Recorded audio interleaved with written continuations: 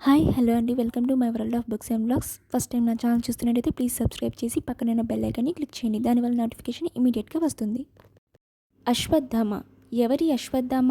కృష్ణుడు అశ్వత్థామకి ఇచ్చిన శాపమేమిటో ఈ వీడియోలో తెలుసుకుందాం. పాండవులు కౌరవులకు గురువైన ద్రోణుడి ఏకైక కుమారుడే ఈ అశ్వత్థామ.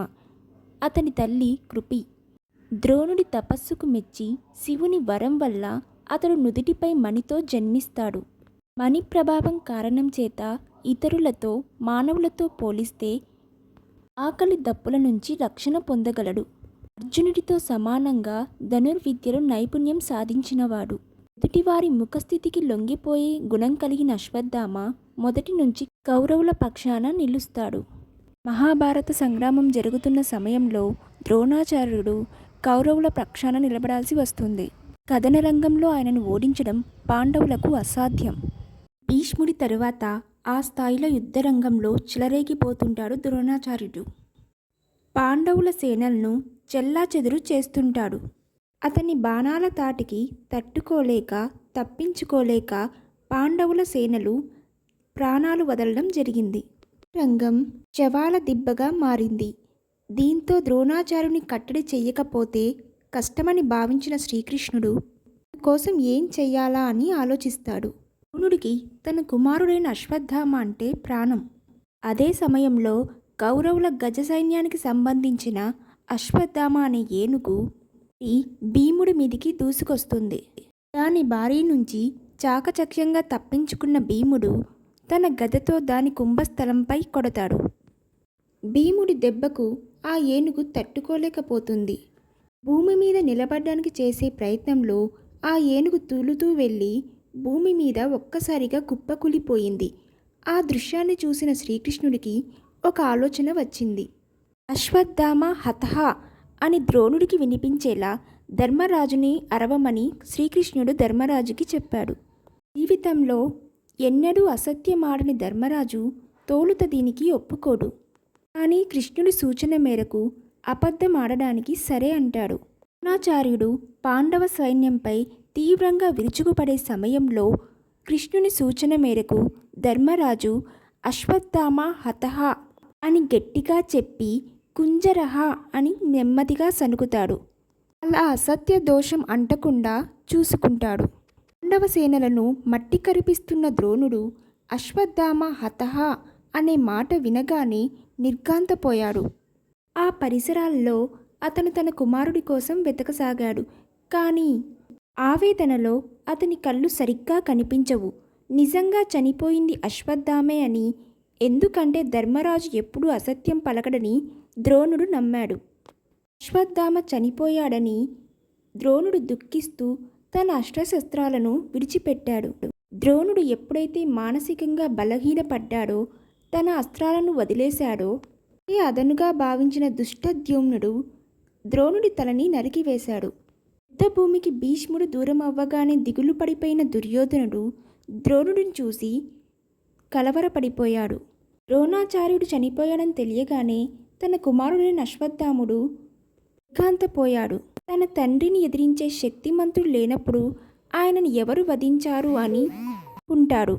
కానీ నిర్జీవుడై పడి ఉన్న తన తండ్రి దేహాన్ని చూడగానే ఆగ్రావేశాలకు లోనయ్యాడు. తన తండ్రి మరణానికి కారణమైన పాండవులను వదిలే సమస్య లేదని సంహరించాలని నిర్ణయించుకుంటాడు. ద్రోణుడు ఎప్పుడైతే చనిపోయాడో అప్పటి నుంచి దుర్యోధనుడు కర్ణుడితో పాటు అశ్వత్థామ శక్తి సామర్థ్యాలని నమ్ముకుంటాడు. పాండవులపై అశ్వత్థామకు రాజుకున్న ఆగ్రవేశానికి ఆజ్యం పోయడం మొదలు పెడతాడు దుర్యోధనుడు. యుద్ధంలో కౌరవులు ఓటమి పాలు కాగా దుర్యోధనుని భీముడు హతమారుస్తాడు. దుర్యోధనుడు మరణించిన విషయం తెలియగానే అశ్వత్థాముడు ఆవేశం మరింత ఎక్కువవుతుంది. తన తండ్రిని తనని ఎంతో ఆదరించిన దుర్యోధనుని చంపివేసిన పాండవుల మీద ఆవేశంతో రగిలిపోతాడు. మహాపరాక్రమవంతుడైన తన తండ్రిని పాండవులు పొట్టన పెట్టుకున్నారని, దుర్యోధనుని అంతమొందించారని అశ్వత్థాముడు ఆవేదన చెందాడు. కారకులైన పాండవులను ఎట్టి పరిస్థితుల్లో వదలకూడదని నిర్ణయించుకున్నాడు. యుద్ధంలో శిరస్సు తెగిపడిన తండ్రిని అవమాన భారంతో దుర్యోధనుడు నేల కొరిగిన తీరు తలుచుకొని ఉగ్రుడైన అశ్వత్థామ పాండవులను సంహరిస్తానని ప్రతిజ్ఞ చేశాడు. సాధ్యమైనంత త్వరగా ఈ ప్రతిజ్ఞను నెరవేర్చుకోవాలని పట్టుదలగా ఉన్నాడు. అనుకున్నదే తడవుగా తన అనుచరులైన కృతవర్మ కృపాచార్యులతో కలిసి పాండవుల శిబిరానికి వెళ్ళాడు. శిబిరాలు దగ్గరికి వెళ్లే కొద్దీ అతనిలో ఆవేశం కట్టలు తెంచుకుంది. అర్ధరాత్రి అవుతుండగా పాండవుల శిబిరానికి చేరుకున్నాడు. అయితే ఆ సమయంలో పాండవులు లోపల ఉండరు.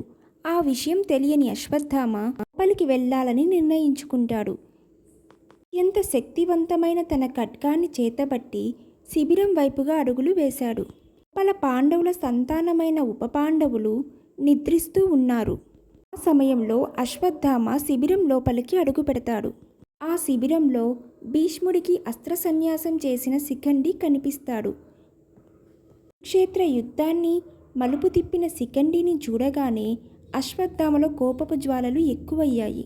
అంతే, ఒక్క క్షణం ఆలస్యం చెయ్యకుండా అతని శిరస్సుని ఖండిస్తాడు. ఆయన మరో శిబిరంలోకి వెళ్ళగానే అక్కడ విశ్రాంతి తీసుకుంటున్న దృష్టద్యుమ్నుడు కనిపిస్తాడు. అతన్ని చూడగానే అశ్వత్థామ ఆవేశంతో రగిలిపోయి రణభూమిలో నేలకు ఒరిగిపోయిన తన తండ్రి గుర్తుకు రాగా ఆయుధాలు వదిలేసి నిరాయుధుడుగా ఉన్నప్పుడు తన తండ్రిని చంపిన దృష్టద్యుమ్నుడి దగ్గరికి వెళతాడు అశ్వత్థామ.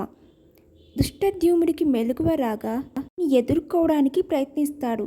కానీ మహాపరాక్రమవంతుడైన అశ్వత్థాముడు దృష్టద్యుమ్నుడిని అతి కిరాతకంగా హతమారుస్తాడు. అక్కడి నుంచి మరొక శిబిరంలోకి వెళ్ళగా అక్కడ ఉపపాండవులు నిద్రిస్తూ ఉంటారు. పాండవ కుమారులైన ప్రతివింధ్యుడు, శృతసోముడు, శృతకీర్తి, శతానికుడు, శత్రుసేనుడు నిద్రిస్తున్న చోటుకు అశ్వత్థామ వెళ్తాడు. శుభం తెలియని ఆ పిల్లలను ఒకరి తర్వాత ఒకరిగా తన ఖడ్గాలకి బలి చేస్తాడు. అశ్వత్థామ చేసిన దారుణం తెలియగానే పాండవులు కన్నీళ్ల పర్యంతం అవుతారు.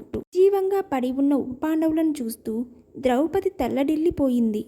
తమని ఎదిరించి నిలవలేక తమ పిల్లల్ని అంతమొందించాడని అశ్వత్థామపై పాండవులు కోపంతో రగిలిపోయారు. ఆ క్షణమే అశ్వత్థామను వెతుకుతూ వెళ్లారు. తమ గర్భశోకానికి కారణమైన అశ్వత్థామను చూడగానే పాండవులు ఆ క్షణమే అతన్ని సంహరించాలని ముందుకు కదిలారు. ఈ పాండవుల కంటే వేగంగా అశ్వత్థామ స్పందించాడు. దగ్గరున్న అత్యంత శక్తివంతమైన బ్రహ్మశిరోనామక అస్త్రాన్ని ప్రయోగిస్తాడు. ఆ అస్త్రాన్ని ప్రయోగించడం తెలిసిన అశ్వత్థామకి దాన్ని ఉపసంహరించడం తెలియదు. అందువలన కృష్ణుడు నివారిస్తాడు.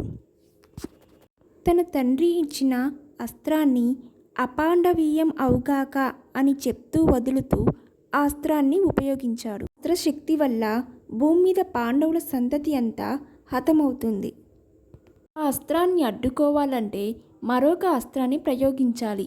అందుకు అర్జునుడు తన దగ్గరున్న శిరోనామక అస్త్రాన్ని ఉపయోగించి పాండవుల క్షేమం చేకూరు కాక అని మరోవైపు నుంచి అస్త్రాన్ని ప్రయోగించాడు.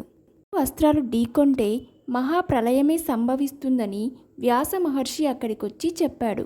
నారదుడు పరుగు పరుగున వచ్చి అస్త్రాన్ని ఉపసంహరించుకోవాల్సిందిగా అర్జునుడిని కోరాడు.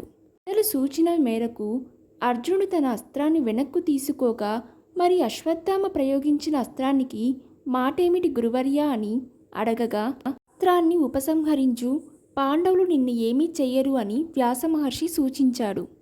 వ్యాసుడి మాటకు గౌరవం ఇస్తున్నట్లు నటిస్తూనే పాండవేయ రాగ గర్భాలు నశించుకాక అని అతడు అస్త్రాన్ని దిశని మార్చాడు.